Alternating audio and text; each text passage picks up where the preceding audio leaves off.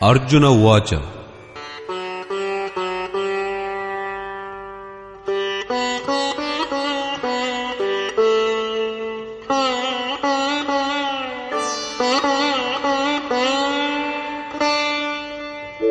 ಕಿಂ ತದ್ಬ್ರಹ್ಮ ಕಿಮಧ್ಯಾತ್ಮಂ ಕಿಂ ಕರ್ಮ ಪುರುಷೋತ್ತಮ ಅಧಿಭೂತಂಚ ಕಿಂ ಪ್ರೋಕ್ತಂ ಅಧಿದೈವಂ ಕಿಮುಚ್ಯತೆ.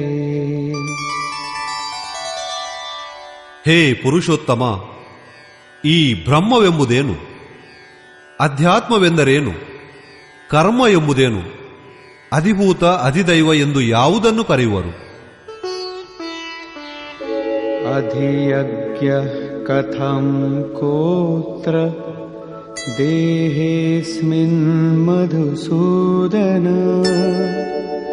ಪ್ರಯಾಣ ಕಾಲೇ ಚ ಕಥಂ ಜ್ಞೇಯೋಸಿ ನಿಯತಾತ್ಮಭಿಃ. ಹೇ ಮಧುಸೂದನ, ಇಲ್ಲಿ ಅಧಿಯಜ್ಞ ಎಂದರೇನು? ಅದು ಈ ಶರೀರದಲ್ಲಿ ಹೇಗಿರುವುದು? ಅಧಿಯಜ್ಞ ಅಂದರೆ ಯಜ್ಞದ ಅಧಿಷ್ಠಾತ ಪುರುಷ. ಮನುಷ್ಯ ಶರೀರವನ್ನು ಆಧಾರವಾಗಿರಿಸಿಕೊಂಡ ವ್ಯಕ್ತಿಯೇ ಎಂದು ಬೇರೆ ಹೇಳಬೇಕಾಗಿಲ್ಲ. ಸಮಾಹಿತ ಚಿತ್ತ ಪುರುಷರಿಂದ ನೀನು ಅಂತ್ಯಕಾಲದಲ್ಲಿ ಹೇಗೆ ತಿಳಿವಿಗೆ ಬರುವೆ? ಈ 7 ಪ್ರಶ್ನೆಗಳಿಗೂ ನಿರ್ಣಯವನ್ನು ತಿಳಿಸಲು ಯೋಗೇಶ್ವರನಾದ ಶ್ರೀಕೃಷ್ಣನು ಹೇಳುವನು. ಶ್ರೀ ಭಗವಾನುವಾಚ.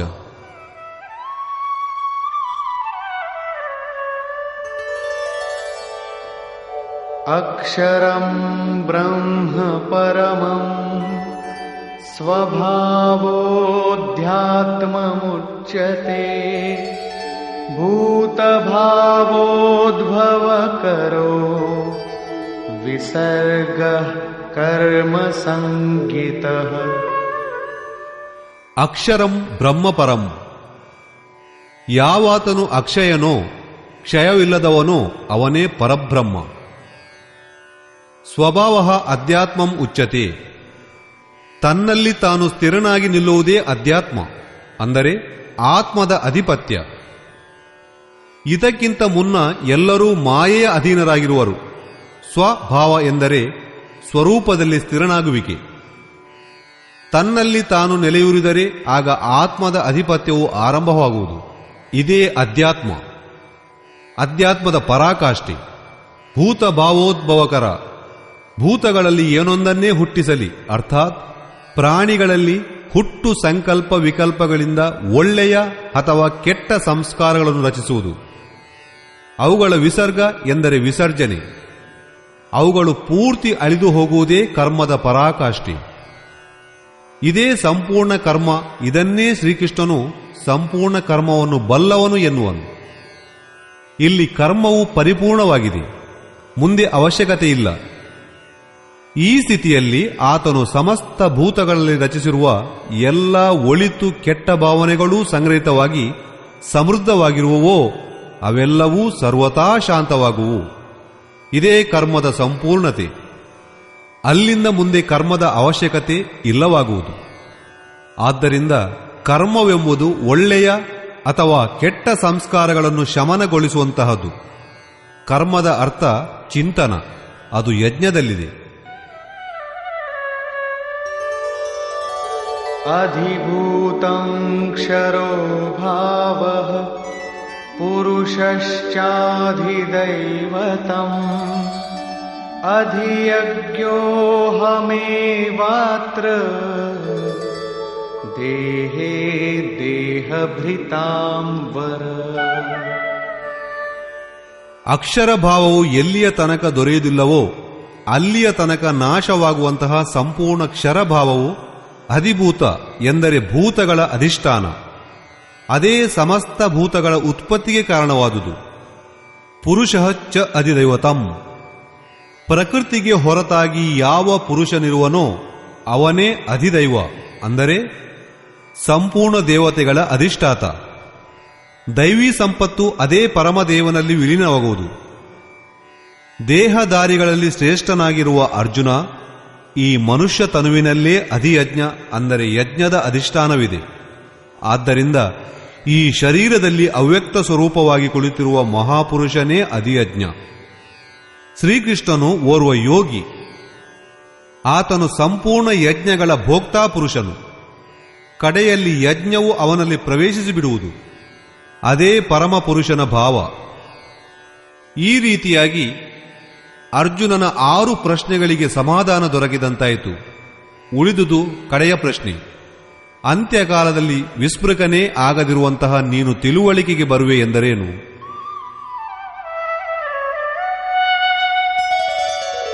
ಅಂತಕಾಲೇ ಚ ಮಾಮೇವ ಸ್ಮರನ್ ಮುಕ್ತ್ವಾ ಕಲೇವರಂ ಯಃ ಪ್ರಯಾತಿ ಸಮದ್ಭಾವಂ ಯಾತಿ ನಾಸ್ತ್ಯತ್ರ ಸಂಶಯಃ. ಯೋಗೇಶ್ವರನಾದ ಶ್ರೀಕೃಷ್ಣನು ಹೇಳುವನು, ಯಾವಾತನು ನನ್ನನ್ನು ಅಂತ್ಯಕಾಲದಲ್ಲಿ ಅಂದರೆ ಮನಸ್ಸಿನ ನಿರೋಧ ಮತ್ತು ವಿಲಯ ಕಾಲದಲ್ಲಿ ನನ್ನನ್ನೇ ಸ್ಮರಣೆ ಮಾಡುತ್ತಾ ದೇಹದ ಸಂಬಂಧವನ್ನು ಕಳೆದುಕೊಂಡು ಆತ್ಮದತ್ತ ಸಾಗುವನೋ ಅವನು ಮದ್ಭಾವಂ ಅಂದರೆ ಸಾಕ್ಷಾತ್ ನನ್ನ ಸ್ವರೂಪವನ್ನೇ ಪಡೆದುಕೊಳ್ಳುವನು. ಇದರಲ್ಲಿ ಯಾವ ಸಂಶಯವಿಲ್ಲ. ಶರೀರ ನಿಧನವು ಶುದ್ಧವಾದ ಅಂತಃಕಾಲವಲ್ಲ. ಸತ್ತ ನಂತರವೂ ಶರೀರ ಕ್ರಮವು ಬೆನ್ನು ಹತ್ತಿಯೇ ಇರುವುದು. ಸಂಚಿತ ಸಂಸ್ಕಾರಗಳ ಬೇರು ಪೂರ್ತಿ ಹೋಗುವವರೆಗೆ ಅದು ಇದ್ದದ್ದೇ. ಆ ತಾಯಿ ಬೇರು ಸಹ ಹೋದ ನಂತರ ಅದರೊಂದಿಗೆ ಮನಸ್ಸಿನ ನಿರೋಧವಾಗುವುದು. ಈಗಿನ್ನು ಮನವೂ ವಿಲಯವನ್ನು ಹೊಂದಿದೊಡನೆ ಅದೀಗ ಅಂತಃಕಾಲ. ನಂತರ ಮತ್ತೆ ಶರೀರ ಧಾರಣೆ ಬೇಕಾಗುವುದಿಲ್ಲ. ಇದು ಕ್ರಿಯಾತ್ಮಕವಾದುದು. ಬರಿದೇ ಮಾತಿನಿಂದ ವಾರ್ತಾಕ್ರಮದಿಂದ ಅರ್ಥವಾಗುವಂತಹದ್ದಲ್ಲ. ಬಟ್ಟೆಗಳನ್ನು ಬದಲಾಯಿಸುವಂತೆ ಶರೀರವನ್ನೂ ಬದಲಾಯಿಸುವ ಕ್ರಿಯೆ ಎಲ್ಲಿ ತನಕ ನಡೆಯುವುದೋ ಅಲ್ಲಿಯ ತನಕ ಶರೀರದ ಅಂತ್ಯವಾಗುವುದಾದರೂ ಹೇಗೆ? ಮನಸ್ಸಿನ ನಿರೋಧ ಹಾಗೂ ನಿರುದ್ಧ ಮನಸ್ಸಿನ ವಿಲಯ ಕಾಲದಲ್ಲಿ ಜೀವಂತವಿರುವ ಶರೀರ ಸಂಬಂಧಗಳೂ ಕಡಿದು ಹೋಗುವು. ಒಂದು ವೇಳೆ ಸತ್ತೊಡನೆ ಈ ಸ್ಥಿತಿ ದೊರೆಯುವಂತಿದ್ದರೆ ಶ್ರೀಕೃಷ್ಣನು ಸಹ ಪರಿಪೂರ್ಣವಾಗುವಂತಿರಲಿಲ್ಲ. ಅವನು ಹೇಳಿರುವುದು, ಅನೇಕ ಜನ್ಮಗಳ ಅಭ್ಯಾಸದ ನಂತರ ಪ್ರಾಪ್ತಿಯನ್ನು ಪಡೆಯುವ ಜ್ಞಾನಿ ಸಾಕ್ಷಾತ್ ನನ್ನ ಸ್ವರೂಪನು. ನಾನೇ ಜೀವಂತ ಪ್ರಾಪ್ತಿ ಅಥವಾ ಜೀವನ್ಮುಕ್ತಿ. ಮತ್ತಿನ್ನಾವ ಶರೀರವೂ ಸಿಗದಿರುವಂತಾದ ಮೇಲೆ ಅದು ಶರೀರದ ಅಂತ್ಯ. ಇದು ವಾಸ್ತವಿಕವಾದ ಶರೀರಾಂತ. ಇನ್ನು ಮತ್ತಿನ್ನಾವ ಜನ್ಮದ ಪಿಡುಗೂ ಇರದು. ಮತ್ತೊಂದು ಶರೀರದ ಅಂತವಿದೆ, ಮೃತ್ಯು. ಅದು ಲೌಕಿಕ ಪ್ರಚಾರದಲ್ಲಿರುವ ಮೃತ್ಯು. ಈ ಲೌಕಿಕ ಮೃತ್ಯು ಎಂಬುದರಿಂದ ಶರೀರದ ಬಾಧೆ ತಪ್ಪಿದಲ್ಲ. ಪುನಃ ಪುನಃ ಜನ್ಮವನ್ನು ತಾಳಲೇಬೇಕು.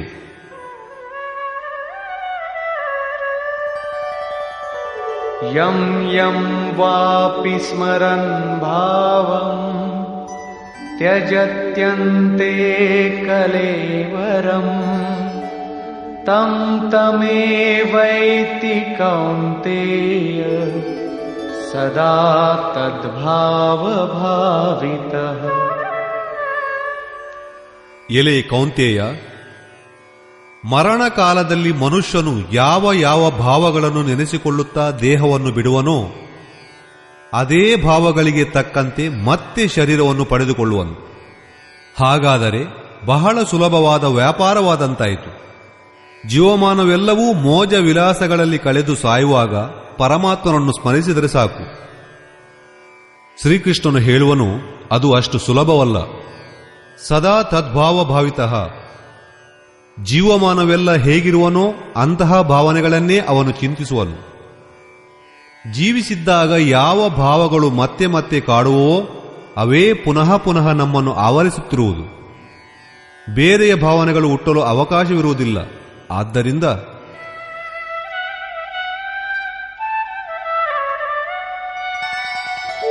ತಸ್ಮಾತ್ ಸರ್ವೇಷು ಕಾಲೇಷು ಮಾಮನುಸ್ಮರ ಯುಧ್ಯ ಚ ಮಯ್ಯರ್ಪಿತಮನೋ ಬುದ್ಧಿ ಮಾಮೇ ವೈಶ್ಯಸ್ಯ ಸಂಶಯಂ. ಆದ್ದರಿಂದ ಅರ್ಜುನ, ನೀನು ಯಾವಾಗಲೂ ನನ್ನನ್ನೇ ಸ್ಮರಿಸು. ಹಾಗೂ ಯುದ್ಧ ಮಾಡು. ಮನೋಬುದ್ಧಿಗಳನ್ನು ನನಗೆ ಅರ್ಪಿಸಿ ನಂತರ ನೀನಾವುದೇ ಮಾಡಿದರೂ ಕಡೆಗೆ ನನ್ನನ್ನೇ ಸೇರುವೆ. ನಿರಂತರ ಚಿಂತನೆ ಮತ್ತು ಯುದ್ಧ ಇವು ಒಮ್ಮೆಲೆ ಹೇಗೆ ಸಾಧ್ಯವಾದೀತು? ಸಾಧ್ಯವಾಗಬೇಕೆಂದರೆ ನಿರಂತರ ಚಿಂತನೆ ಮತ್ತು ಯುದ್ಧ ಅದೇ ಸ್ವರೂಪವಾಗಿರಬೇಕು. ಶ್ರೀಕೃಷ್ಣನಿಗೆ ಜಯವಾಗಲಿ, ಗೋಪಾಲನಿಗೆ ಜಯವಾಗಲಿ ಎಂದು ಹೇಳುತ್ತಾ ಬಾಣವನ್ನು ಬಿಡು. ಆದರೆ ಭಜನೆಯ ಸ್ವರೂಪವೇನೆಂದು ಸ್ಪಷ್ಟಗೊಳಿಸುತ್ತಾ ಶ್ರೀಕೃಷ್ಣನು ಮುಂದಿನ ಶ್ಲೋಕದಲ್ಲಿ ಹೇಳುವನು.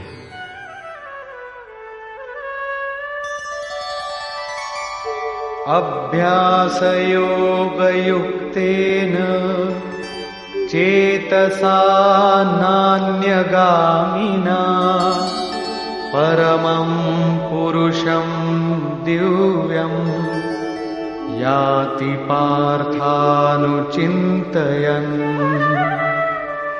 ಎಲೆ ಪಾರ್ಥ, ಅಂತಹ ಸ್ಮರಣೆ ಬೇಕಾದರೆ ಯೋಗಾಭ್ಯಾಸದಿಂದ ಕೂಡಿದ ನನ್ನನ್ನು ಬಿಟ್ಟು ಬೇರಾವ ಕಡೆಗೂ ಹೋಗದ ಮನಸ್ಸಿನಿಂದ ನಿರಂತರ ಚಿಂತನೆ ಮಾಡುತ್ತಾ ಪರಮ ಪ್ರಕಾಶ ಸ್ವರೂಪನೂ ದಿವ್ಯ ಪುರುಷನೂ ಅಂದರೆ ಪರಮಾತ್ಮನನ್ನು ಪಡೆದಿರುವನಾಗಬೇಕು. ಈ ಪೆನ್ಸಿಲೇ ದೇವರು ಎಂದು ಭಾವಿಸಿ ಇದನ್ನು ಬಿಟ್ಟು ಬೇರಾವುದೇ ನಿಮಗೆ ನೆನಪಿಗೆ ಬರಬಾರದು. ಇದರ ಅಕ್ಕಪಕ್ಕದಲ್ಲಿ ಪುಸ್ತಕ ಮತ್ತಾವುದೋ ಒಂದು ಕಂಡುಬಂದರೆ ನಿಮ್ಮ ಸ್ಮರಣೆ ತುಂಡಾದಂತೆ. ಸ್ಮರಣೆ ಎಂಬುದು ಇಷ್ಟೊಂದು ಸೂಕ್ಷ್ಮವೆಂದಾಗ ಅಂದರೆ ನಿಮ್ಮಿಷ್ಟವಾದುದೊಂದು ಬಿಟ್ಟು ಬೇರಾವುದೂ ನಿಮಗೆ ಕಾಣಲೇ ಕೂಡದು.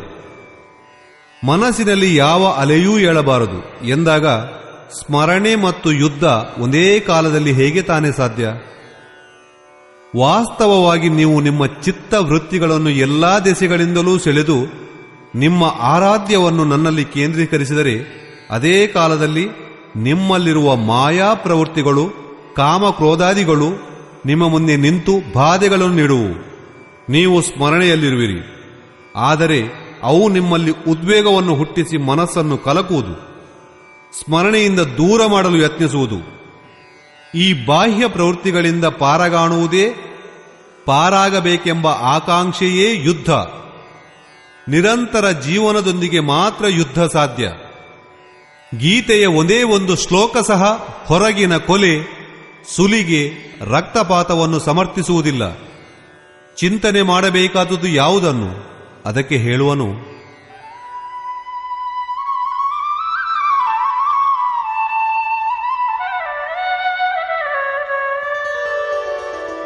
ಕವಿಂ ಪುರಾಣಮನುಶಾಸಿತಾರಂ ಅಣೋರಣೀಯಾಂ ಸಮನುಸ್ಮರೇತ್ಯಃ ಸರ್ವಸ್ಯ ಧಾತಾರಮಚಿಂತ್ಯ ರೂಪಂ ಆದಿತ್ಯವರ್ಣಂ ತಮಸ ಪರಸ್ತಾತ್. ಈ ಯುದ್ಧದೊಂದಿಗೆ ಆ ಪುರುಷನು ಸರ್ವಜ್ಞನು, ಅನಾದಿ, ಎಲ್ಲರನ್ನೂ ನಿಯಂತ್ರಿಸುವವನು, ಸೂಕ್ಷ್ಮಾತಿ ಸೂಕ್ಷ್ಮನು, ಎಲ್ಲರನ್ನೂ ಧರಿಸಿದವನು, ಎಲ್ಲರನ್ನೂ ಸಾಕಿ ಸಲಹುವವನು, ಆದರೆ ಅಚಿಂತ್ಯನು. ಎಲ್ಲಿಯವರೆಗೆ ಚಿತ್ತ ಮತ್ತು ಅದರ ತರಂಗಗಳು ಶಾಂತವಾಗುವುದಿಲ್ಲವೋ ಅಲ್ಲಿಯವರೆಗೆ ಅವನು ಕಾಣಲಾಗದವನು. ಚಿತ್ತ ನಿರೋಧ ಮತ್ತು ಅದರ ವಿಲಯವಾದ ಮೇಲೆ ಅವನು ವಿದಿತನಾಗುವಂತಹವನು. ನಿತ್ಯ ಪ್ರಕಾಶ ಸ್ವರೂಪನು, ಅವಿದ್ಯೆಗೆ ಹೊರತಾಗಿರುವವನು ಆದ ಪರಮಾತ್ಮನನ್ನು ಸ್ಮರಿಸುವನು. ಹಿಂದೆ ನನ್ನನ್ನು ಚಿಂತಿಸುವನು ಎಂದನು, ಈಗ ಇಲ್ಲಿ ಪರಮಾತ್ಮನನ್ನು ಸ್ಮರಿಸುವನು ಎಂದು ಹೇಳಿರುವನು. ಆದ್ದರಿಂದ ಆ ಪರಮಾತ್ಮನ ಚಿಂತನೆಗೆ ಮಾಧ್ಯಮ ತತ್ವಸ್ಥಿತನಾದ ಮಹಾಪುರುಷ ಎಂಬುದು ಇದರ ತಾತ್ಪರ್ಯ. ಅದೇ ಕ್ರಮದಲ್ಲಿ ಪ್ರಯಾಣ ಕಾಲೇ ಮನಸಾಚಲೇನ ಭಕ್ತ್ಯಾ ಯುಕ್ತೋ ಯೋಗ ಬಲೇನ ಚೈವ ಭ್ರುವೋರ್ಮಧ್ಯೆ ಪ್ರಾಣಮಾವೇಶ್ಯ ಸಮ್ಯಕ್ ಸತಂ ಪರಂ ಪುರುಷಮುಪೈತಿ ದಿವ್ಯಂ. ಯಾವಾತನು ನಿರಂತರವಾಗಿ ಆ ಪರಮಾತ್ಮನನ್ನು ಸ್ಮರಿಸುವನೋ ಅಂತಹ ಭಕ್ತಿಯುಕ್ತನಾದ ಪುರುಷನು ಪ್ರಯಾಣಕಾಲೇ ಮನಸ್ಸು ವಿಲೀನವಾಗುವ ಸ್ಥಿತಿಯಲ್ಲಿ ಯೋಗ ಬಲದಿಂದ ಅರ್ಥಾತ್ ಅದೇ ನಿಯತ ಕರ್ಮದ ಆಚರಣೆಯ ಮೂಲಕ ಭ್ರಕುಟಿಯ ಮಧ್ಯದಲ್ಲಿ ಪ್ರಾಣವಾಯುವನ್ನು ಧರಿಸಿ ಪ್ರಾಣಾಪಾನಗಳನ್ನು ವಿಶುದ್ಧವಾಗಿ ಸಮಗೊಳಿಸಿಕೊಂಡು ಒಳಗಿನಿಂದ ಯಾವ ಉದ್ವೇಗವೂ ಏಳಬಾರದು, ಹೊರಗಿನಿಂದ ಯಾವ ಸಂಕಲ್ಪವೂ ಏಳಬಾರದು. ಸತ್ವ ರಜ ತಮಗಳು ಸಂಪೂರ್ಣ ಶಾಂತಸ್ಥ ಬರಬೇಕು. ಸುರತವು ಇಷ್ಟದಲ್ಲಿ ಸೇರಿ ವಿಲೀನವಾಗಬೇಕು.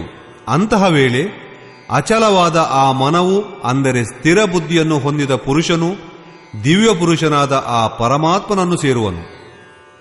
ಎಂದೆಂದೂ ನೆನಪಿನಲ್ಲಿಟ್ಟುಕೊಳ್ಳಬೇಕಾದುದೆಂದರೆ ಪರಮಾತ್ಮನನ್ನು ಪಡೆಯುವ ಆ ವಿಧಾನ ಒಂದೇ ಯೋಗ. ಅದರ ಸಲುವಾಗಿ ನಿಯತ ಕರ್ಮವನ್ನು ಆಚರಿಸುವುದೇ ಯೋಗ ಕ್ರಿಯೆ.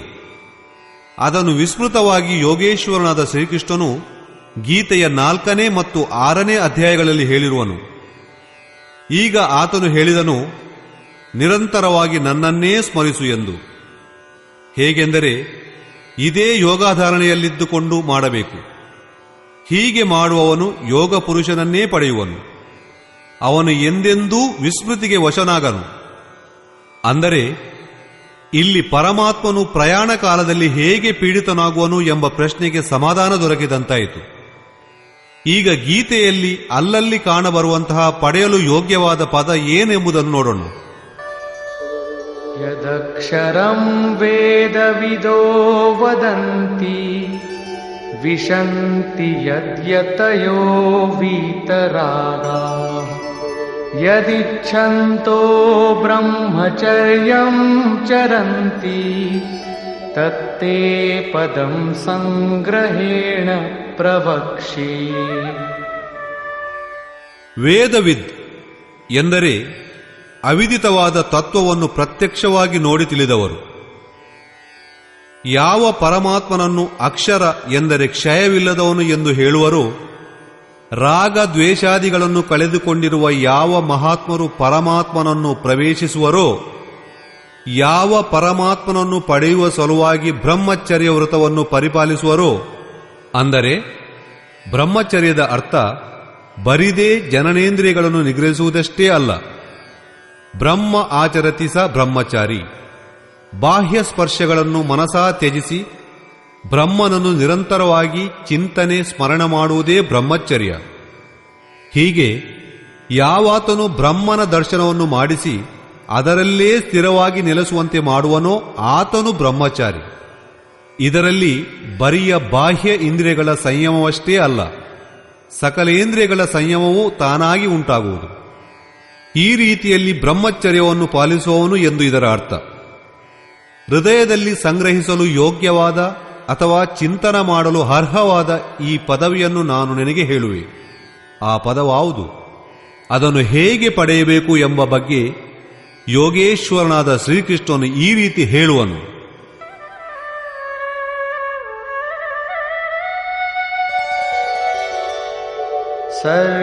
ಸರ್ವದ್ವಾರಾಣಿ ಸಂಯಮ್ಯ ಮನೋಹೃದಿ ನಿರುದ್ಧ್ಯ ಚ ಮೂರ್ಧ್ಯಾಧಾಯಾತ್ಮನಃ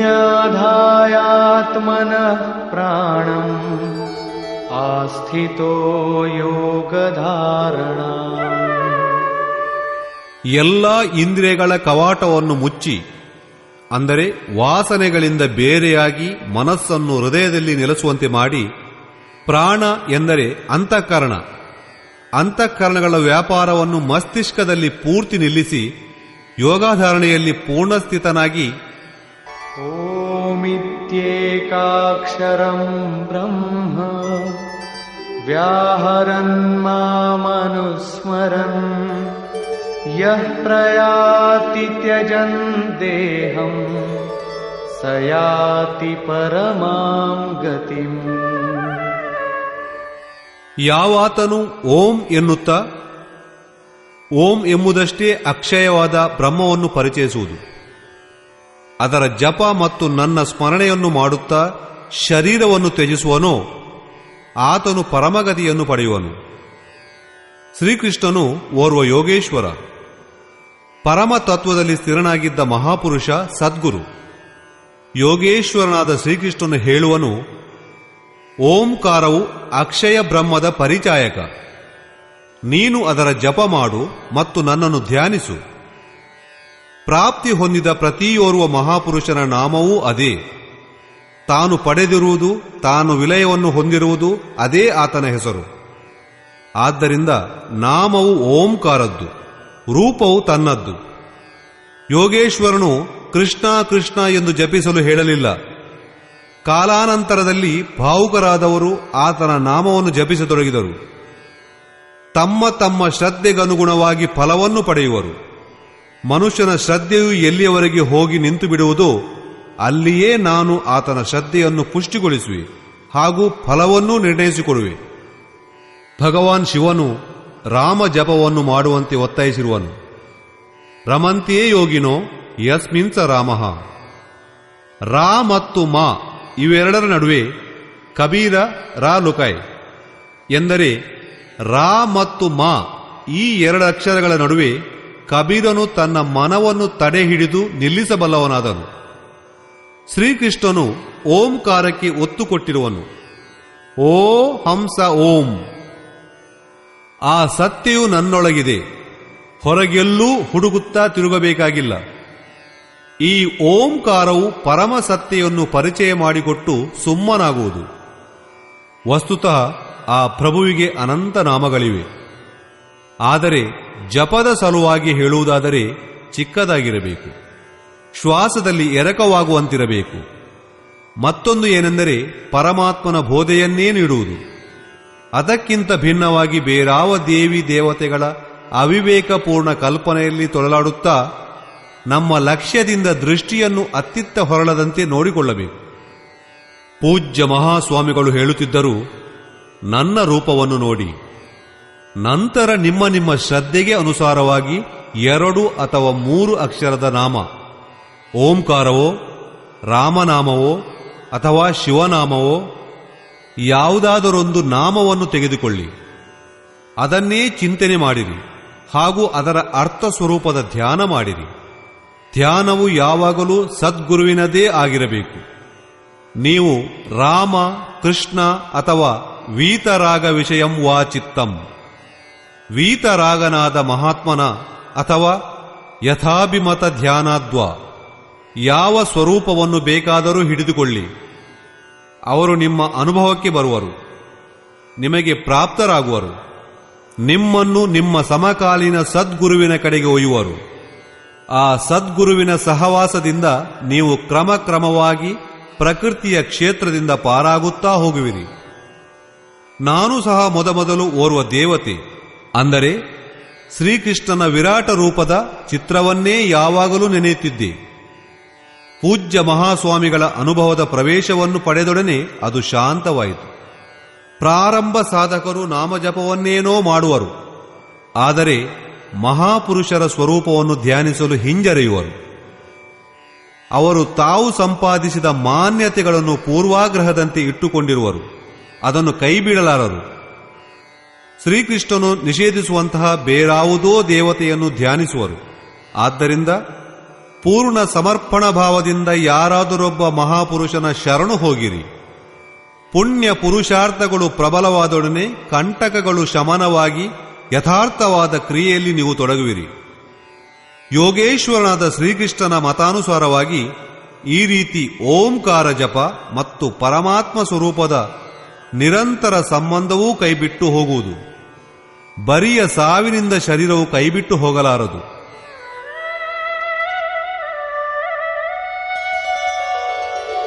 ಅನನ್ಯಚೇತಾಃ ಸತತಂ ಯೋ ಮಾಂ ಸ್ಮರತಿ ನಿತ್ಯಶಃ ತಸ್ಯಾಹಂ ಸುಲಭಃ ಪಾರ್ಥ್ ನಿತ್ಯಯುಕ್ತಸ್ಯ ಯೋಗಿನಃ.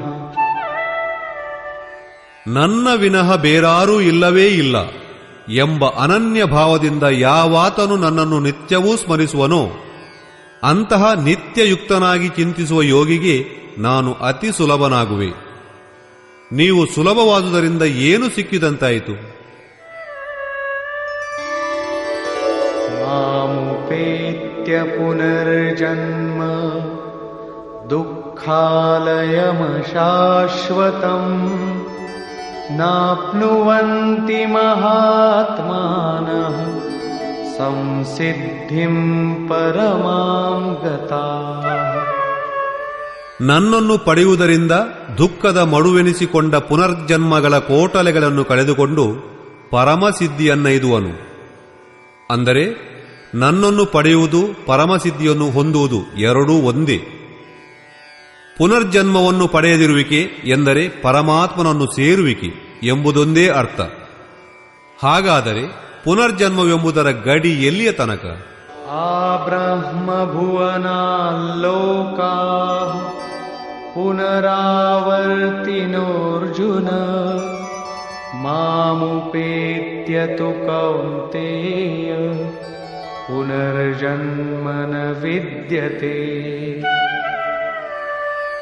ಅರ್ಜುನ, ಬ್ರಹ್ಮನಿಂದ ಹಿಡಿದು ಕ್ರಿಮಿ ಕೀಟಗಳವರೆಗೆ ಎಲ್ಲವೂ ಪುನರಾವರ್ತಿಯಾದುದು. ಹುಟ್ಟುವುದು ಸಾಯುವುದು ಇದೇ ಕ್ರಮದಲ್ಲಿ ನಡೆಯುವುದು.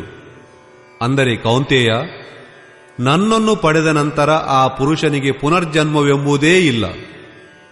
ಧರ್ಮ ಗ್ರಂಥಗಳಲ್ಲಿ ಲೋಕಾಂತರಗಳ ಕಲ್ಪನೆ, ಈಶ್ವರ ಪಥವನ್ನು ಹಿಡಿದು ಮುನ್ನಡೆಯುವ ವಿಭೂತಿಗಳನ್ನು ತಿಳಿಸಿಕೊಡುವಂತಹ ಆಂತರಿಕ ಅನುಭವ ಅಥವಾ ಅದರ ರೂಪಕಗಳು ಮಾತ್ರ ಇದೆ.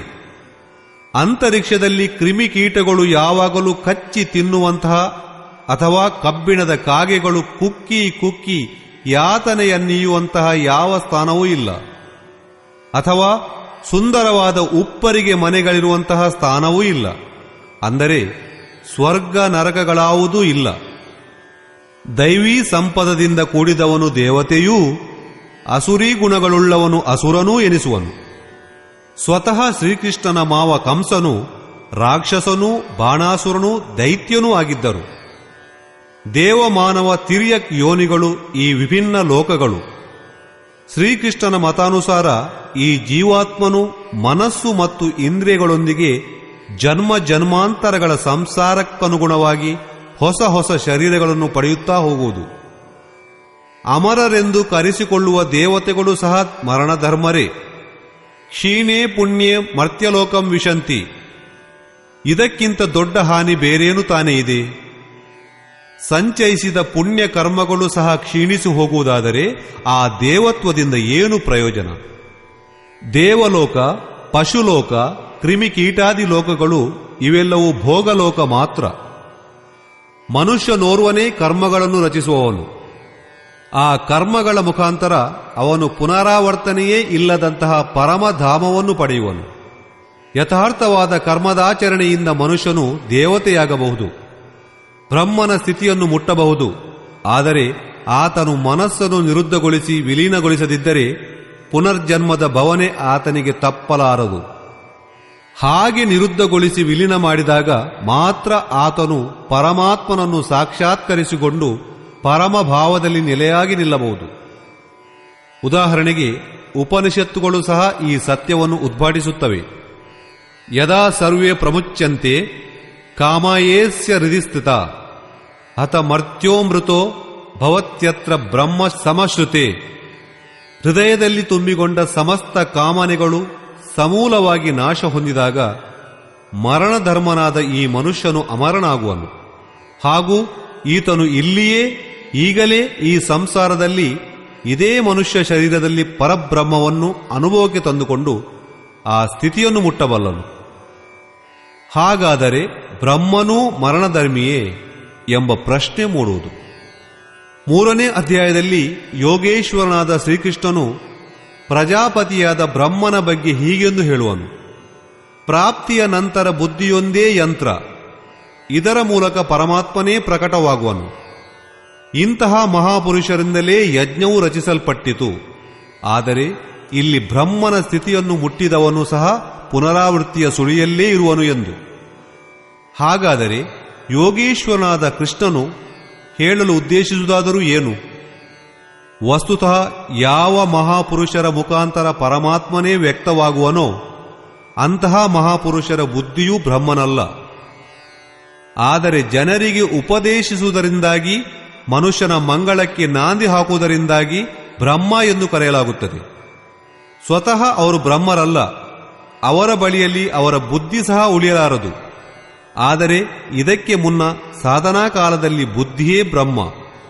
ಅಹಂಕಾರ ಶಿವಬುದ್ಧಿ ಅಜ, ಮನಃಶಶಿ ಚಿತ್ತ ಮಹಾನ್. ಸಾಮಾನ್ಯ ಮನುಷ್ಯನ ಬುದ್ಧಿ ಬ್ರಹ್ಮನಲ್ಲ. ಬುದ್ಧಿಯು ಇಷ್ಟದಲ್ಲಿ ಪ್ರವೇಶಿಸಲಾರಂಭಿಸಿದೊಡನೆ ಬ್ರಹ್ಮನ ರಚನೆಯಾಗತೊಡಗುವುದು. ಅದಕ್ಕೆ 4 ಸೋಪಾನಗಳನ್ನು ಪಂಡಿತರಾದವರು ತಿಳಿಸಿರುವರು. ಹಿಂದಿನ 3ನೇ ಅಧ್ಯಾಯದಲ್ಲಿ ಅದನ್ನು ತಿಳಿಸುವುದಾಗಿದೆ. ಆದರೂ ನೆನಪಿಗಾಗಿ ಮತ್ತೆ ಹೇಳಿದೆ. ಬ್ರಹ್ಮವಿದ್, ಬ್ರಹ್ಮವಿದ್ವರ, ಬ್ರಹ್ಮವಿದ್ವರಿಯಾನ್, ಬ್ರಹ್ಮವಿದ್ವರಿಷ್ಠ ಎಂದು. ಬ್ರಹ್ಮವಿದ್ ಎಂಬುದು ಬ್ರಹ್ಮವಿದ್ಯೆಯೊಂದಿಗೆ ಸಂಯುಕ್ತವಾದ ಬುದ್ಧಿ. ಬ್ರಹ್ಮವಿದ್ವರ ಎಂಬುದು ಬ್ರಹ್ಮವಿದ್ಯೆಯಲ್ಲಿ ಶ್ರೇಷ್ಠತೆಯನ್ನು ಪಡೆದ ಬುದ್ಧಿ. ಬ್ರಹ್ಮವಿದ್ವರ್ಯಾನ್ ಎಂಬುದು ಬ್ರಹ್ಮವಿದ್ಯೆಯಲ್ಲಿ ದಕ್ಷವಷ್ಟೇ ಅಲ್ಲ, ಅದನ್ನು ನಿಯಂತ್ರಿಸುವುದೂ ಇದೇ ಬುದ್ಧಿ.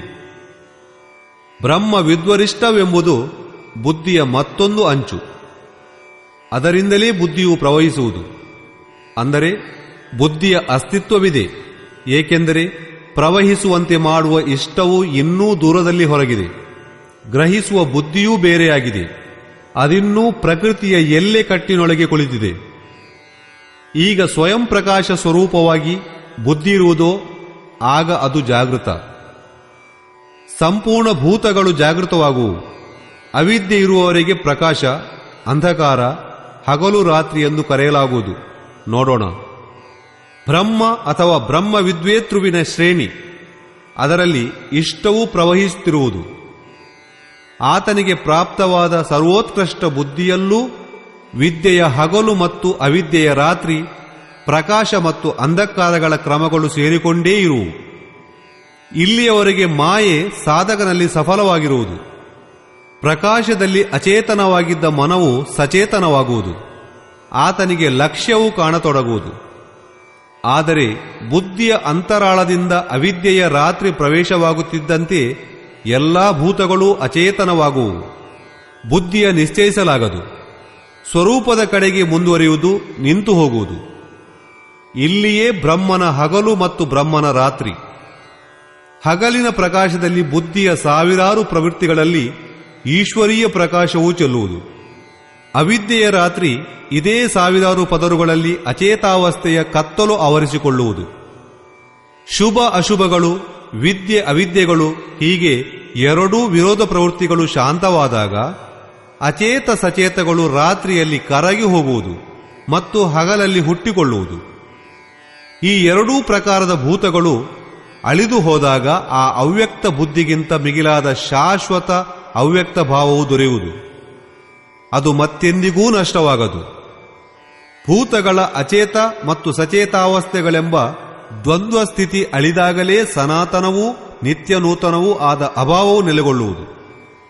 ಬುದ್ಧಿಯ ಈ ಮೇಲೆ ತಿಳಿಸಿದ 4 ಅವಸ್ಥೆಗಳ ನಂತರದ ಪುರುಷನೇ ಮಹಾಪುರುಷ. ಆತನ ಅಂತರಾಳದಲ್ಲಿ ಬುದ್ಧಿ ಬುದ್ಧಿಯಾಗಿರದು, ಅದು ಪರಮಾತ್ಮನ ಯಂತ್ರದಂತಿರುವುದು. ಆದರೆ ಆತನು ಜನರಿಗೆ ಉಪದೇಶವೀಯುವನು, ದಿಟ ನಿಶ್ಚಯ ಬುದ್ಧಿಯಿಂದ ಪ್ರೇರಣೆ ಕೊಡುವನು. ಆದ್ದರಿಂದ ಆತನಲ್ಲಿ ಬುದ್ಧಿ ಕಾಣಿಸಿಕೊಳ್ಳುವುದು. ಆದರೆ ಅದು ಬುದ್ಧಿಯ ಮಟ್ಟಕ್ಕಿಂತ ಹೊರತಾದುದು.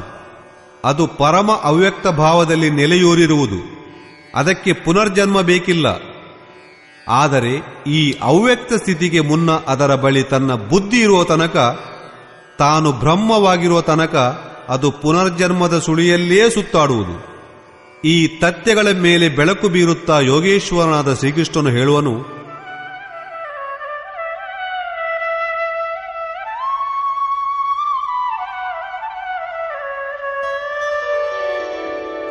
ಸಹಸ್ರಯುಗ ಪರ್ಯಂತಂ ಅಹರ್ಯದ್ಬ್ರಹ್ಮಣೋ ವಿದುಃ ರಾತ್ರಿಂ ಯುಗ ಸಹಸ್ರಾಂತಾಂ ತೇಹೋರಾತ್ರವಿದೋ ಜನಾಃ.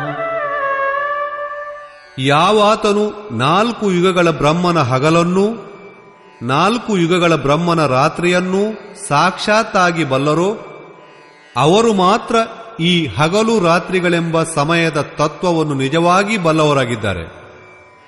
ಪ್ರಕೃತ ಶ್ಲೋಕದಲ್ಲಿ ಹಗಲು ರಾತ್ರಿಗಳೆಂಬುದು ವಿದ್ಯೆ ಮತ್ತು ಅವಿದ್ಯೆಗಳನ್ನು ಬಿಂಬಿಸುವುದು.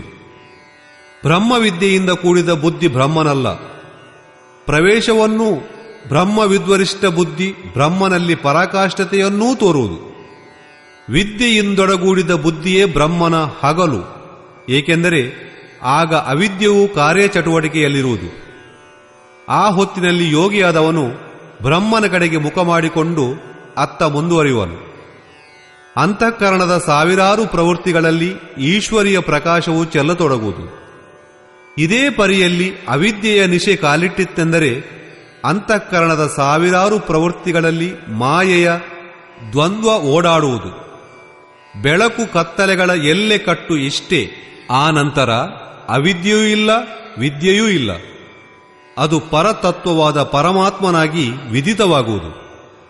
ಯಾವಾತನು ಈ ಮಾತನ್ನು ತಾತ್ವಿಕವಾಗಿ ತಿಳಿಯುವನೋ ಅಂತಹ ಯೋಗಿಯು ನಿಜವಾಗಿ ಕಾಲದ ತತ್ವವನ್ನು ಬಲ್ಲವನೆನಿಸುವನು. ಆತನಿಗೆ ಯಾವಾಗ ಅವಿದ್ಯೆಯ ರಾತ್ರಿ ಕವಿಯುವುದು ಮತ್ತು ಯಾವಾಗ ವಿದ್ಯೆಯ ಹಗಲು ಸಂಚರಿಸತೊಡಗುವುದು ಎಂಬುದು ಆತನಿಗೇ ಗೊತ್ತು. ಕಾಲದ ಪ್ರಭಾವ ಎಂದಿನವರೆಗೆ ಎಂದರೆ ಕಾಲವು ಎಲ್ಲಿಯವರೆಗೆ ನಮ್ಮನ್ನು ಅಟ್ಟಿಕೊಂಡು ಬರುವುದು ಎಂಬುದು ಆತನಿಗೆ ಚೆನ್ನಾಗಿ ಗೊತ್ತು. ಪ್ರಾರಂಭಿಕ ವಿದ್ವಜ್ಜನರು ಅಂತಃಕರಣವನ್ನು ಚಿತ್ತವೆಂದು ಅಥವಾ ಒಮ್ಮೊಮ್ಮೆ ಅದನ್ನೇ ಕೇವಲ ಬುದ್ಧಿಯೆಂದು ಹೇಳುತ್ತಿದ್ದರು. ಕಾಲಾನಂತರದಲ್ಲಿ ಅಂತಃಕರಣದ ವಿಭಜನೆ ಮನಸ್ಸು, ಬುದ್ಧಿ, ಅಹಂಕಾರ, ಚಿತ್ತ ಎಂದು ಮಾಡಲಾಯಿತು. ಹೀಗೆ ಅಂತಃಕರಣದ ಪ್ರವೃತ್ತಿಗಳು ಅನಂತವಾಗಿವೆ. ಬುದ್ಧಿ ಅಂತರಾಳದಲ್ಲೇ ರಾತ್ರಿ ಉಂಟಾಗುವುದು. ಅದೇ ಬುದ್ಧಿಯಿಂದ ವಿದ್ಯೆಯ ಹಗಲೂ ಉಂಟಾಗುವುದು. ಇದೇ ಬ್ರಹ್ಮನ ಹಗಲು ರಾತ್ರಿಗಳು. ಜಗತ್ತೆಂಬ ರಾತ್ರಿಯಲ್ಲಿ ಎಲ್ಲಾ ಜೀವಿಗಳೂ ಅಚೇತವಾಗಿ ಬಿದ್ದಿರುವುದು. ಪ್ರಕೃತಿಯಲ್ಲಿ ಮುಳುಗಿ ತೇಲಾಡುತ್ತಿರುವ ಅವರ ಬುದ್ಧಿಯು ಪ್ರಕಾಶ ಸ್ವರೂಪವನ್ನು ನೋಡಲಾಗದು. ಆದರೆ ಯೋಗದಲ್ಲಿ ವಿಚರಿಸುವ ಯೋಗಿ ಜನರು ಪ್ರಕೃತಿಯ ಮೋಹಕ್ಕೆ ಬೀಳದೆ ಜಾಗೃತರಾಗಿದ್ದು ತಮ್ಮ ಸ್ವರೂಪದೆಡೆಗೆ ಧಾವಿಸುವರು. ರಾಮಚರಿತ ಮಾನಸದಲ್ಲಿ ಗೋಸ್ವಾಮಿ ತುಳಸೀದಾಸರು ಹೇಳುವಂತೆ ಕಬಹುಂ ದಿವಸ ಮಹ ನಿಬಿಡಿತಂ ಕಬಹುಂಕ್ ಪ್ರಗಟ ಪತಂಗ್ ಬಿನಸಹಿ ಉಪಜಯಿ ಜ್ಞಾನ ಜಿಮಿ ಪಾಯಿ ಕುಸಂಗ ಸುಸಂಗ್. ವಿದ್ಯೆಯೊಂದೊಡಗೂಡಿದ ಬುದ್ಧಿ ಕುಸಂಗದಿಂದ ಅವಿದ್ಯೆಯಾಗಿ ಪರಿಣತವಾಗುವುದು. ಮತ್ತೆ ಸುಸಂಗದಿಂದ ಅದೇ ಬುದ್ಧಿಯಲ್ಲಿ ವಿದ್ಯೆಯು ಸಂಚರಿಸುವುದು. ಈ ಏರಿಳಿತಗಳು ತುದಿಯವರೆಗೂ ಇದ್ದುದೇ. ಪೂರ್ತಿಯ ನಂತರ ಬುದ್ಧಿಯೂ ಇಲ್ಲ, ಬ್ರಹ್ಮನೂ ಇಲ್ಲ, ಹಗಲೂ ಇಲ್ಲ, ರಾತ್ರಿಯೂ ಇಲ್ಲ. ಇವೇ ಬ್ರಹ್ಮನ ಅಗಲಿರುಳುಗಳ ರೂಪಕ. ಸಾವಿರಾರು ವರ್ಷಗಳ ದೀರ್ಘವಾದ ರಾತ್ರಿಯೂ ಇಲ್ಲ, ಸಾವಿರಾರು ಯುಗಕಲ್ಪಗಳ ಹಗಲೂ ಇಲ್ಲ. 4 ಮೊಗಗಳುಳ್ಳ ಬ್ರಹ್ಮನೂ ಇಲ್ಲ. ವಿದ್ಯೆಯ ಮೇಲೆ ಹೇಳಿದ ಕ್ರಮವಾದ ಅವಸ್ಥೆಗಳೇ ಬ್ರಹ್ಮನ 4 ಮೊಗಗಳೇ. ಅಂತಃಕರಣದ ಪ್ರಮುಖ 4 ಪ್ರವೃತ್ತಿಗಳೇ ಬ್ರಹ್ಮನ 4 ಯುಗಗಳು. ಹಗಲು ರಾತ್ರಿಗಳು ಇದೇ ಪ್ರವೃತ್ತಿಗಳಲ್ಲೇ ಉಂಟಾಗುವು. ಈ ಭೇದಗಳನ್ನು ತಾತ್ವಿಕವಾಗಿ ಅರಿತಿರುವಂತಹ ಮಹಾಪುರುಷರೇ ಕಾಲವು ನಮ್ಮನ್ನು ಎಲ್ಲಿಯವರೆಗೆ ಬೆನ್ನು ಹತ್ತಿ ಬರುವುದೆಂಬ ಕಾಲಭೇದವನ್ನು ಸ್ಪಷ್ಟವಾಗಿ ಅರಿತವರು. ಕಾಲಕ್ಕೂ ಯಾವಾತನು ಅತೀತನಾಗಿ ನಿಲ್ಲಬಲ್ಲನೋ ಅದನ್ನು ಸಹ ಅವರು ಬಲ್ಲರು. ರಾತ್ರಿ ಹಗಲು ಅವಿದ್ಯೆ ಮತ್ತು ವಿದ್ಯೆಗಳಲ್ಲಿ ನಡೆಯುವ ಕಾರ್ಯವನ್ನು ಸ್ಪಷ್ಟಗೊಳಿಸುತ್ತಾ ಯೋಗೇಶ್ವರನಾದ ಶ್ರೀಕೃಷ್ಣನು ಹೇಳುವನು,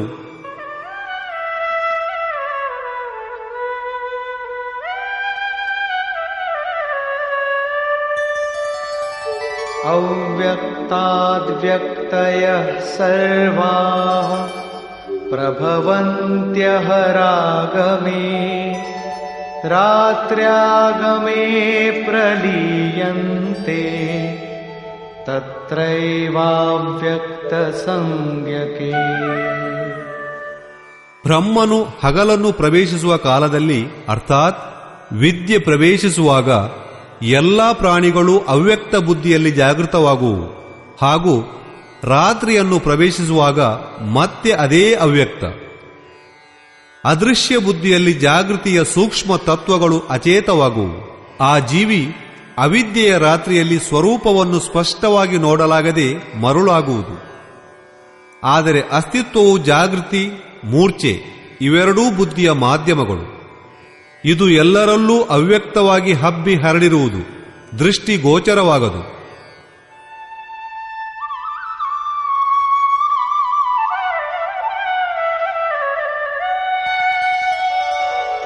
ಭೂತಗ್ರಾಮಃ ಸ ಏವಾಯಂ ಭೂತ್ವಾ ಭೂತ್ವಾ ಪ್ರಲೀಯತೆ रात्र्यागमेव श पार्थ प्रभवत्यः रागमे. ಎಲೆ ಪಾರ್ಥ, ಎಲ್ಲಾ ಪ್ರಾಣಿಗಳೂ ಜಾಗೃತವಾಗಿದ್ದು ಪ್ರಕೃತಿಯ ದೆಸೆಯಿಂದ ವಿವಶರಾಗಿ ಅವಿದ್ಯಾರೂಪವಾದ ರಾತ್ರಿ ಬರುತ್ತಲೇ ಮೂರ್ಛಾವಸ್ಥೆಯನ್ನು ತಾಳುತ್ತವೆ. ತಮ್ಮ ಲಕ್ಷ್ಯವೇನು ಎಂಬುದನ್ನು ಅದು ಕಾಣಲಾಗದು. ದಿನವು ಪ್ರವೇಶಿಸುವಾಗ ಅವು ಪುನಃ ಎಚ್ಚೆತ್ತುಕೊಳ್ಳುವು. ಹೀಗೆ ಬುದ್ಧಿ ಇರುವವರೆಗೂ ಅದರ ಅಂತರಾಳದಿಂದ ವಿದ್ಯೆ ಮತ್ತು ಅವಿದ್ಯೆಯ ಕ್ರಮ ನಡೆಯುತ್ತಲೇ ಇರುವುದು. ಅಲ್ಲಿಯವರೆಗೂ ಆತನು ಸಾಧಕನೇ, ಮಹಾಪುರುಷನಲ್ಲ. ಪರಸ್ತಸ್ಮಾತ್ತು ಭಾವೋನ್ಯೋ ವ್ಯಕ್ತೋ ವ್ಯಕ್ತಾತ್ ಸನಾತನಃ ಯಃ ಸಃ ಸರ್ವೇಷು ಭೂತೇಷು ನಶ್ಯತ್ಸು ನ ವಿನಶ್ಯತಿ. ಒಂದು ಬ್ರಹ್ಮ ಎಂದರೆ ಬುದ್ಧಿ, ಅದು ಅವ್ಯಕ್ತ, ಇಂದ್ರಿಯಗಳಿಗೆ ಕಾಣಬರುವುದಿಲ್ಲ. ಹಾಗೂ ಇದಕ್ಕೂ ಅತೀತವಾದ ಒಂದು ಅವ್ಯಕ್ತ ಸನಾತನ ಭಾವವಿದೆ. ಅದು ಸಕಲ ಭೂತಗಳೂ ನಶಿಸಿ ಹೋದರೂ ಅದು ನಾಶವಾಗುವುದಿಲ್ಲ. ಅಂದರೆ ವಿದ್ಯೆಯಲ್ಲಿ ಸಚೇತವೂ ಅವಿದ್ಯೆಯಲ್ಲಿ ಅಚೇತವೂ ಹಗಲು ಹೊತ್ತು ಮೂಡಿ ರಾತ್ರಿಯಾದೊಡನೆ ಕರಗಿ ಹೋಗುವ ಅವ್ಯಕ್ತ. ಬ್ರಹ್ಮನು ನಶಿಸಿದರೂ ಆ ಅವ್ಯಕ್ತ ಸನಾತನ ಭಾವವು ನಶಿಸದೆ ಇದ್ದಂತಿರುವುದು. ಬುದ್ಧಿಯಲ್ಲುಂಟಾಗುವ ಈ ಎರಡೂ ಏರಿಳಿತಗಳು ಅಳಿದು ಹೋದಾಗ ಸನಾತನವಾದ ಅವ್ಯಕ್ತ ಭಾವವು ದೊರೆಯುವುದು. ಅದೇ ನನ್ನ ಪರಮಪದ. ಸನಾತನವಾದ ಅವ್ಯಕ್ತ ಭಾವವು ದೊರಕಿದೊಡನೆ ಬುದ್ಧಿಯೂ ಅದೇ ಭಾವದಲ್ಲಿ ಚಿತ್ರಿತವಾಗುವುದು, ಅದೇ ಭಾವವನ್ನು ತಾಳುವುದು. ಆದ್ದರಿಂದ ಬುದ್ಧಿಯೂ ಸ್ವತಃ ಅಳಿದರೂ ಅದರ ಸ್ಥಾನದಲ್ಲಿ ಅವ್ಯಕ್ತ ಸನಾತನ ಭಾವವೊಂದೇ ಶೇಷವಾಗುಳಿಯುವುದು. ಅವ್ಯಕ್ತೋಕ್ಷರ ಇತ್ಯುಕ್ತಃ ತಮಾಹುಃ ಪರಮಾಂ ಗತಿಂ ಯಂ ಪ್ರಾಪ್ಯ ನ ನಿವರ್ತಂತೆ ತದ್ಧಾಮ ಪರಮಂ ಮಮ. ಆ ಸನಾತನವಾದ ಅವ್ಯಕ್ತ ಭಾವವನ್ನು ಅಕ್ಷರವೆಂದು, ಅಂದರೆ ಅವಿನಾಶಿ ಎಂದು ಹೇಳುವರು. ಅದನ್ನೇ ಪರಮಗತಿಯೆಂದೂ ಹೇಳುವರು. ಅದೇ ನನ್ನ ಪರಮಧಾಮ. ಅದನ್ನು ಪಡೆದು ಮನುಷ್ಯನು ಮತ್ತೆ ಹಿಂದಕ್ಕೆ ಬಾರನು, ಆತನಿಗಿನ್ನೂ ಪುನರ್ಜನ್ಮವಿರದು. ಈ ಸನಾತನ ಅವ್ಯಕ್ತ ಭಾವವನ್ನು ಪಡೆಯುವುದು ಹೇಗೆ ಎಂಬ ವಿಧಾನವನ್ನು ತಿಳಿಸುತ್ತಾ ಶ್ರೀ ಯೋಗೇಶ್ವರನು ಹೇಳುವನು. ಪುರುಷ ಸ ಪರ ಪಾರ್ಥ ಭಕ್ತ್ಯಾ ಲಭ್ಯಸ್ತ್ವನನ್ಯಯಾ ಯಸ್ಯಾಂತಸ್ಥಾನಿ ಭೂತಾನಿ ಯೇನ ಸರ್ವಮಿದಂ ತತಂ. ಪಾರ್ಥ, ಯಾವ ಪರಮಾತ್ಮನಿಗೆ ಸಕಲ ಭೂತಗಳೂ ಒಳಪಟ್ಟಿವೆಯೋ, ಯಾವಾತನು ಜಗತ್ತನ್ನೆಲ್ಲ ಆವರಿಸಿಕೊಂಡಿರುವನೋ, ಸನಾತನವಾದ ಅವ್ಯಕ್ತ ಭಾವವುಳ್ಳ ಆ ಪರಮಪುರುಷನು ಅನಂತ ಭಕ್ತಿಯಿಂದ ಪ್ರಾಪ್ತನಾಗಲು ಅರ್ಹನು. ಅನನ್ಯ ಭಕ್ತಿಯ ತಾತ್ಪರ್ಯವೇನೆಂದರೆ ಪರಮಾತ್ಮನಲ್ಲದೆ ಉಳಿದವರಾರನ್ನೂ ನೆನೆಯದೆ ಆತನಲ್ಲೇ ಸೇರಿಕೊಂಡಿರುವುದು. ಅನನ್ಯ ಭಾವದಿಂದಿರುವ ಪುರುಷನು ಎಂದಿನವರೆಗೆ ಪುನರ್ಜನ್ಮದ ಸುಳಿಯಲ್ಲಿರುವನೋ ಮತ್ತೆಂದೂ ಅವನು ಆ ಸುಳಿಯನ್ನು ತಪ್ಪಿಸಿಕೊಂಡು ಸ್ವತಂತ್ರನಾಗುವನು ಎಂಬುದಕ್ಕೆ ಶ್ರೀ ಯೋಗೇಶ್ವರನಾದ ಶ್ರೀಕೃಷ್ಣನು ಹೇಳುವನು.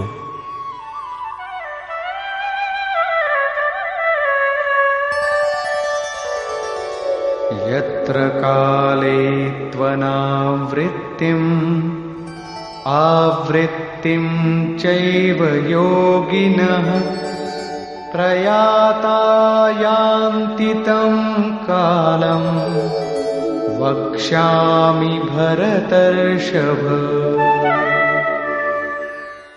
ಎಲೆ ಅರ್ಜುನ, ಯಾವ ಕಾಲದಲ್ಲಿ ಶರೀರವನ್ನು ತ್ಯಜಿಸಿ ಯೋಗಿಗಳಾದವರು ಆವೃತ್ತಿ ಅನಾವೃತ್ತಿಗಳಿಂದ ಪಾರಾಗುವರೋ ಅಂತಹ ಕಾಲವನ್ನು ನಿನಗೆ ವಿವರಿಸಿ ಹೇಳುವೆ, ಕೇಳು.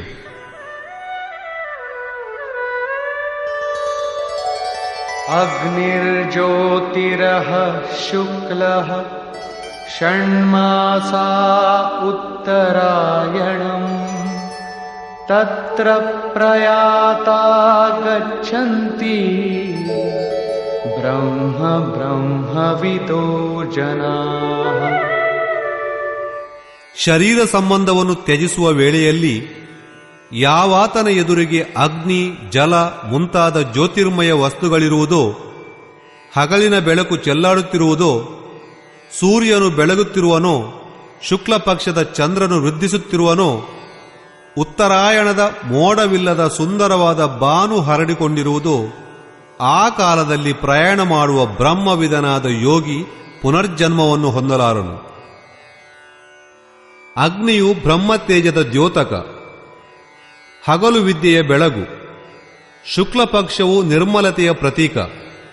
ವಿವೇಕ, ವೈರಾಗ್ಯ, ಶಮ, ದಮ, ತೇಜಸ್ಸು ಮತ್ತು ಪ್ರಜ್ಞೆ, ಈ ಷಡ್ಐಶ್ವರ್ಯಗಳೇ ಷಣ್ಮಾಸಗಳು. ಊರ್ಧ್ವರೇತ ಸ್ಥಿತಿಯೇ ಉತ್ತರಾಯಣ. ಪ್ರಕೃತಿಗೆ ಸರ್ವತಾ ಹೊರತಾದ ಈ ಸ್ಥಿತಿಯಲ್ಲಿರತಕ್ಕ ಯೋಗಿಯು ಬ್ರಹ್ಮನನ್ನು ಪಡೆಯಬಲ್ಲನು. ಈತನಿಗೆ ಪುನರ್ಜನ್ಮವಿರದು. ಒಂದು ವೇಳೆ ಅನನ್ಯ ಚಿತ್ತದಿಂದಿದ್ದೂ ಯೋಗಿಯು ಈ ಪ್ರಕಾಶವನ್ನು ಪಡೆಯದಿದ್ದರೆ ಅವನ ಸಾಧನೆ ಇನ್ನೂ ಪಕ್ವವಾಗಿಲ್ಲ, ಪೂರ್ಣವಾಗಿಲ್ಲ ಎಂದೇ ಅರ್ಥ. ಹಾಗಾದರೆ ಅಂತಹವನ ಗತಿಯೇನು? ಅದಕ್ಕೆ ಹೇಳುವನು,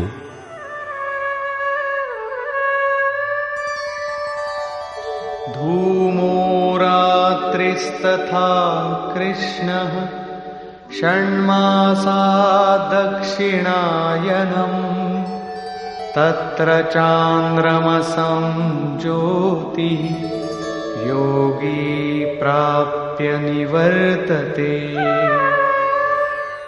ಹೊಗೆ ತುಂಬಿದ ಅಂದರೆ ಮಬ್ಬು ಮಬ್ಬಾದ ವಾತಾವರಣ ಯೋಗಾಗ್ನಿ. ಅವಿದ್ಯೆಯ ರಾತ್ರಿ, ಕತ್ತಲು ಆವರಿಸಿದ ವಾತಾವರಣ. ಕೃಷ್ಣ ಪಕ್ಷದ ಚಂದ್ರನು ಕ್ಷೀಣಿಸುತ್ತಿರುವುದು, ಕಪ್ಪು ಹೆಚ್ಚಾಗಿ ಹರಡಿಕೊಂಡಿರುವುದು. ಷಡ್ವಿಕಾರಗಳು ಕಾಮ, ಕ್ರೋಧ, ಲೋಭ, ಮೋಹ, ಮದ, ಮತ್ಸರಗಳಿಂದೊಡಗೂಡಿದ ದಕ್ಷಿಣಾಯನ ಅರ್ಥಾತ್ ಬಹಿರ್ಮುಖವಾದ ಪ್ರವೃತ್ತಿ. ಹೀಗಿರುವಾಗ ಶರೀರವನ್ನು ತ್ಯಜಿಸುವ ಯೋಗಿಯು ಪುನರ್ಜನ್ಮವನ್ನು ಪಡೆಯಬೇಕಾಗುವುದು. ಹಾಗಾದರೆ ಶರೀರದೊಂದಿಗೆ ಆ ಯೋಗಿಯ ಸಾಧನಗಳೆಲ್ಲ ವ್ಯರ್ಥವಾಗುವುದೇ? ಅದಕ್ಕೆ ಶ್ರೀಕೃಷ್ಣನು ಹೇಳುವನು, ಶುಕ್ಲ ಕೃಷ್ಣೇ ಗತಿ ಹೇತೆ ಜಗತಃ ಶಾಶ್ವತೆ ಮತೆ ಏಕಯಾ ಯಾತ್ಯನಾವೃತ್ತಿಂ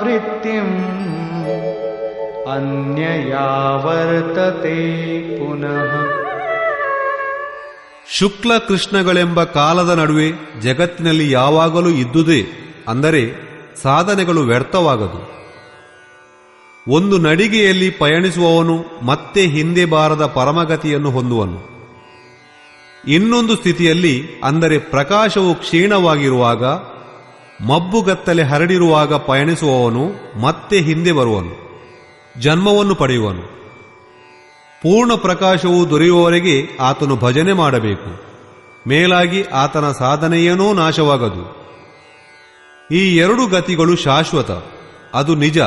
ಆದ್ದರಿಂದ ಅರ್ಜುನ, ನೀನು ಸದಾ ಸರ್ವದಾ ಯೋಗಯುಕ್ತನಾಗಿರುವ, ಅಂದರೆ ನಿರಂತರವಾಗಿ ಸಾಧನೆ ಮಾಡು.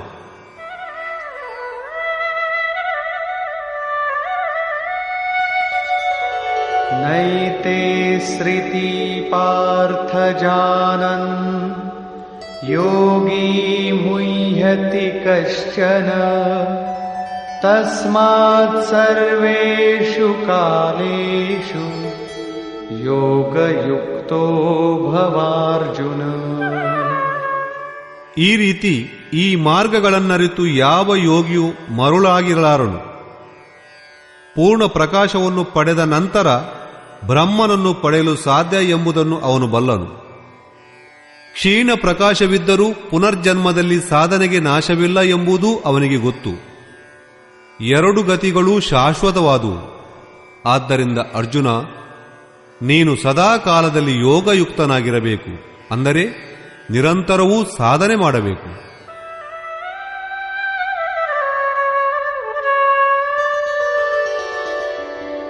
ವೇದೇಷು ಯಜ್ಞೇಷು ತಪಸ್ಸು ಚೈವ ದಾನೇಷು ಯತ್ ಪುಣ್ಯಫಲಂ ಪ್ರದಿಷ್ಟಂ अत्येति तत्सर्वमिदं विदित्वा योगी परं स्थानमुपैति चाद्यम्.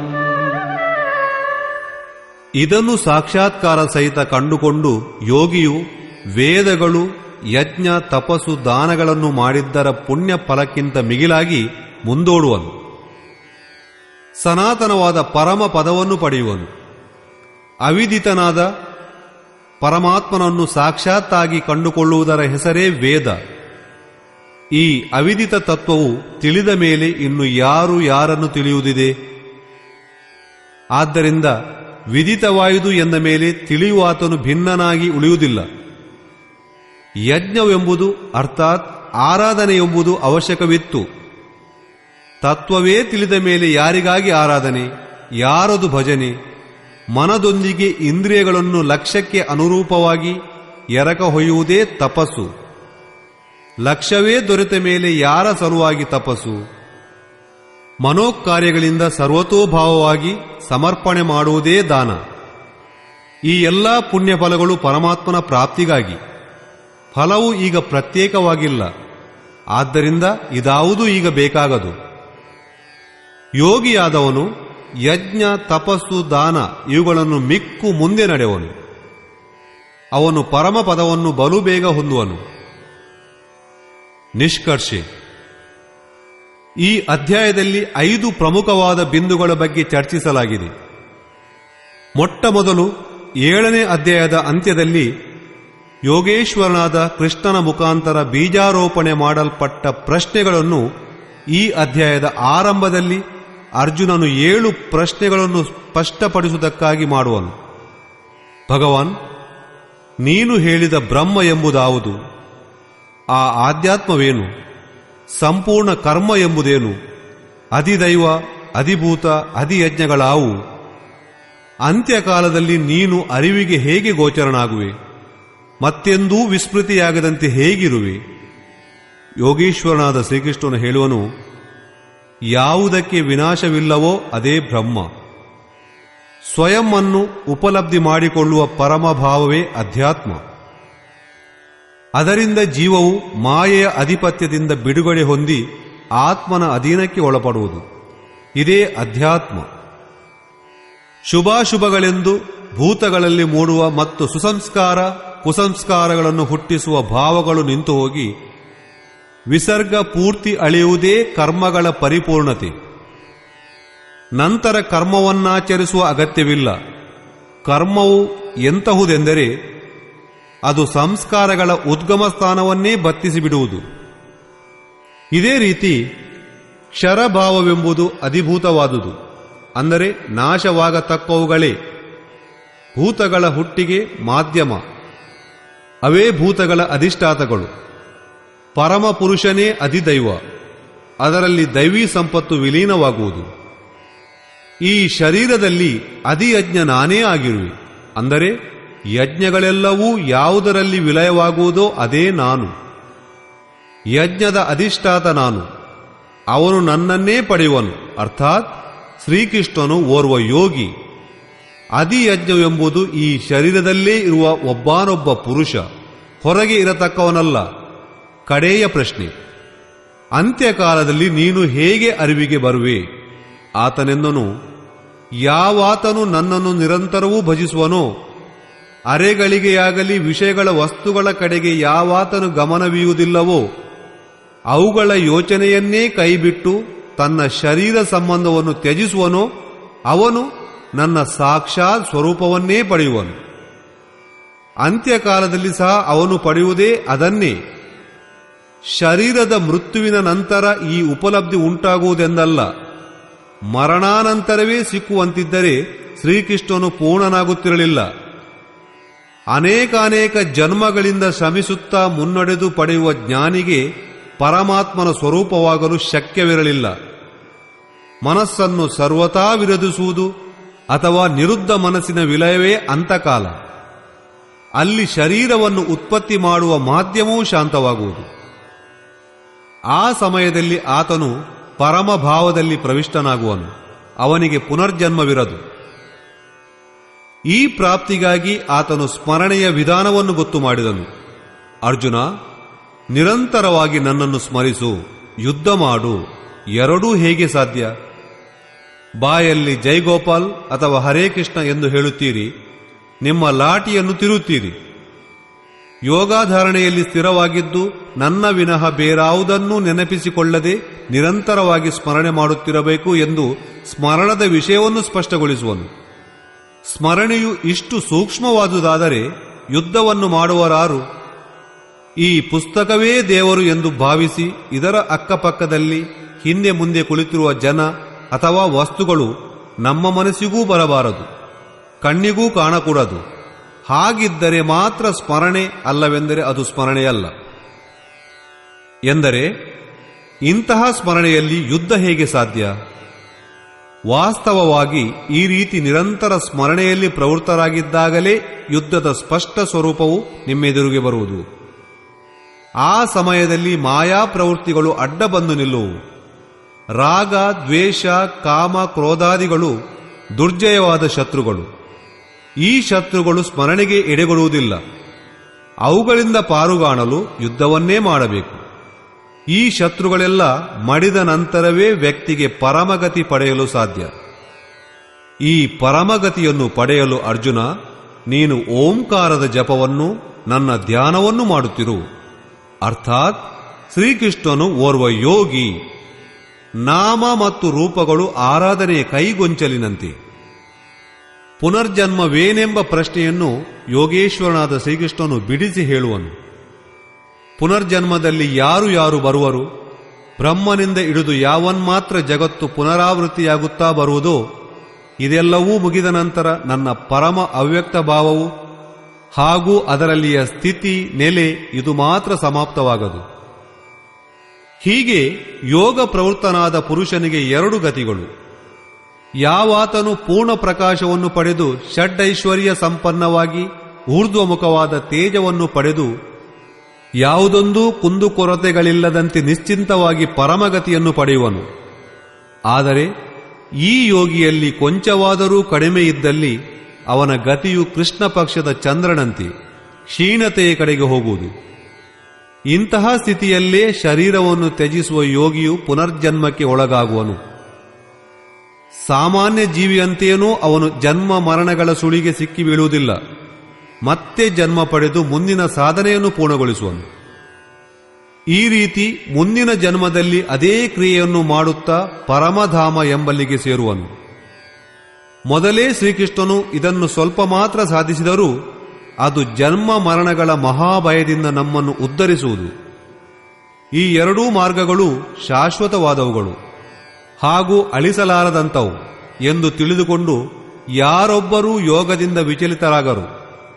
ಅರ್ಜುನ, ನೀನು ಯೋಗಿಯಾಗು. ಯೋಗಿಯಾದವನು ವೇದ, ಯಜ್ಞ, ಜಪ, ತಪ, ದಾನಗಳಿಗಿಂತ ಮಿಗಿಲಾದ ಪುಣ್ಯಫಲವನ್ನು ಪಡೆದು ಪರಮಗತಿಯನ್ನು ಸೇರುವನು. ಈ ಅಧ್ಯಾಯದಲ್ಲಿ ಅಲ್ಲಲ್ಲಿ ಪರಮಗತಿ ಎಂಬ ಚಿತ್ರಣವಿದೆ. ಯಾವುದನ್ನು ಅಕ್ಷಯ, ಅಮೃತ, ಅಕ್ಷರ ಹೀಗೆಂದೆಲ್ಲ ಸಂಬೋಧಿಸಲಾಗಿದೆ. ಇದಕ್ಕೆ ಕ್ಷಯವಿಲ್ಲ, ನಾಶವಿಲ್ಲ. ಅಥ ಓಂ ತತ್ಸದಿತಿ ಶ್ರೀಮದ್ಭಗವದ್ಗೀತಾ ಸೂಪನಿಷತ್ಸ್ ಬ್ರಹ್ಮ ವಿದ್ಯಾಯಾಂ ಯೋಗಶಾಸ್ತ್ರೇ ಶ್ರೀಕೃಷ್ಣಾರ್ಜುನ ಸಂವಾದೆ ಅಕ್ಷರ ಬ್ರಹ್ಮಯೋಗೋ ನಾಮ ಅಷ್ಟಮೋಧ್ಯಾಯ. ಈ ರೀತಿ ಶ್ರೀಮದ್ಭಗವದ್ಗೀತಾ ರೂಪಿ ಉಪನಿಷತ್ ಹಾಗೂ ಬ್ರಹ್ಮವಿದ್ಯೆಯು ಯೋಗಶಾಸ್ತ್ರ ವಿಷಯಕವಾದ ಶ್ರೀ ಕೃಷ್ಣಾರ್ಜುನ ಸಂವಾದದಲ್ಲಿ ಅಕ್ಷರ ಬ್ರಹ್ಮಯೋಗ ಎಂಬ 8ನೇ ಅಧ್ಯಾಯವು ಮುಗಿದಿದೆ. ಇತಿ ಶ್ರೀಮತ್ ಪರಮಹಂಸ ಪರಮಾನಂದಸ್ಯ ಶಿಷ್ಯ ಸ್ವಾಮಿ ಅಡಗಡಾನಂದ ಕೃತೆ ಶ್ರೀಮದ್ಭಗವದ್ಗೀತಾಯ ಯಥಾರ್ಥ ಗೀತಾ ಭಾಷ್ಯೆ ಅಕ್ಷರ ಬ್ರಹ್ಮಯೋಗೋ ನಾಮ ಅಷ್ಟಮೋಧ್ಯಾಯ. ಈ ರೀತಿ ಶ್ರೀಮತ್ ಪರಮಹಂಸ ಪರಮಾನಂದರ ಶಿಷ್ಯ ಸ್ವಾಮಿ ಅಡಗಡಾನಂದರಿಂದ ರಚಿಸಲ್ಪಟ್ಟ ಶ್ರೀಮದ್ಭಗವದ್ಗೀತೆಯ ಯಥಾರ್ಥ ಗೀತಾಸಾರ ಅಕ್ಷರ ಬ್ರಹ್ಮಯೋಗೋ ನಾಮದ 8ನೇ ಅಧ್ಯಾಯವು ಸಮಾಪ್ತಿಯಾಗಿರುವುದು.